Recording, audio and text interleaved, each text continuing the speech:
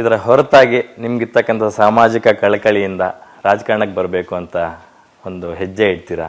Last time MP elections, ಈಗ ಮತ್ತೆ MP elections ಬರ್ತಾ ಇದೆ. ಲಾಸ್ಟ್ ಟೈಮ್ ಏನೋ ಸೈಲೆಂಟ್ ಆಗಿಬಿಟ್ರು, ಸೋತರು. ಪ್ರಾಮಾಣಿಕ ಪ್ರಯತ್ನ ಅಂತೂ ಮಾಡಿದ್ರು, ಸೋತರು ಅಂತಕ್ಕಂಥದ್ದು ಎಲ್ಲರಿಗೂ ಗೊತ್ತಿದೆ. ಸೊ ಈ ವರ್ಷ ಮತ್ತೆ ಬರ್ತಾರೆ ಅಂತ ಅಂದ್ಕೊಂಡ್ರು, ಸೈಲೆಂಟ್ ಆಗಿದ್ದೀರಾ? ಸೈಲೆಂಟ್ ಅಲ್ಲ ನೋಡಿ, ಭಾರತದಲ್ಲಿ ಹುಟ್ಟಿದ ತಕ್ಷಣ ಒಬ್ಬ ಪ್ರಜೆ, ನೀವು ಮನೆಯಿಂದ ಹೊರಗಡೆ ಕಾಲಿಟ್ಟ ತಕ್ಷಣ ನೀವು ರಾಜಕಾರಣದಲ್ಲಿದ್ದಂಗೆ ನೋಡಿ. ಅಧಿಕ ಪವರ್ ಅದೆಯಲ್ಲ, ಅದು ಆಡಳಿತ ನಡೆಸೋರ್ದಲ್ಲ ಪವರು, ಆಡಳಿತ ನಡೆಸಲ್ಪಡುವವರದು, ಪ್ರಜೆ ಇವನದು ಪವರ್ ಅದು. ಸೊ ಒಂದು ರಾಜಕೀಯ ಪ್ರಜ್ಞೆ ಇರಬೇಕು. ಲಾಸ್ಟ್ ಟೈಮ್ ಬಂದಾಗ ಹೌದು ಒಂದಷ್ಟು ಕನಸುಗಳಿರುತ್ತೆ, ಏನೋ ಬದಲಾವಣೆ ಮಾಡಬೇಕು, ತಿಳ್ಕೊಳ್ಬೇಕು ಅಂತ ಬಂದಿದ್ದು. ಗೆಲ್ತೀವಿ ಅನ್ನೋ ನಂಬಿಕೆ ಅಲ್ಲ, ಬತ್ತು ಇಳಿಬೇಕು, ಅದನ್ನು ನೋಡಬೇಕು, ಅದರ ಒಳ ಹೊರಗಳನ್ನು ನೋಡಬೇಕು.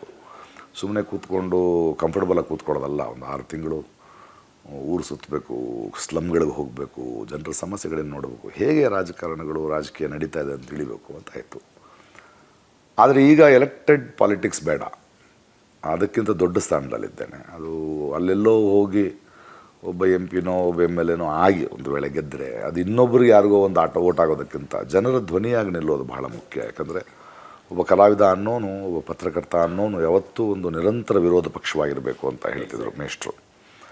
ಅದು ಪ್ರಶ್ನಿಸುವ ಮನೋಭಾವ ಮತ್ತು ಧ್ವನಿ ಇಲ್ಲದವರಿಗೆ ಧ್ವನಿ ಆಗೋದು ದೊಡ್ಡ ಇಂಪಾರ್ಟೆಂಟು. ಸೊ ರಾಜಕಾರಣದಲ್ಲಿ ಇದ್ದೇನೆ, ರಾಜಕೀಯ ಪ್ರಜ್ಞೆ ಜೊತೆ ಇದ್ದೇನೆ, ಆದರೆ ಎಲೆಕ್ಟ್ರಾಲ್ ಪಾಲಿಟಿಕ್ಸ್ ಬೇಡ. ಅದಕ್ಕಿಂತ ಜಾಸ್ತಿ ಕೆಲಸ ಇಲ್ಲಿ ಮಾಡಬಹುದು ಅಂತ ನನಗೆ ಅರ್ಥ ಆದ್ದರಿಂದ ನಾನು ಮೌನವಾಗಿದ್ದೇನೆ. ಅಂದರೆ ಮೌನ ಅನ್ನೋದು ಮಾತಾಡ್ತಿದ್ದೇನೆ, ಆದರೆ ಎಲೆಕ್ಟ್ರಾಲ್ ಪಾಲಿಟಿಕ್ಸ್ ಬೇಡ.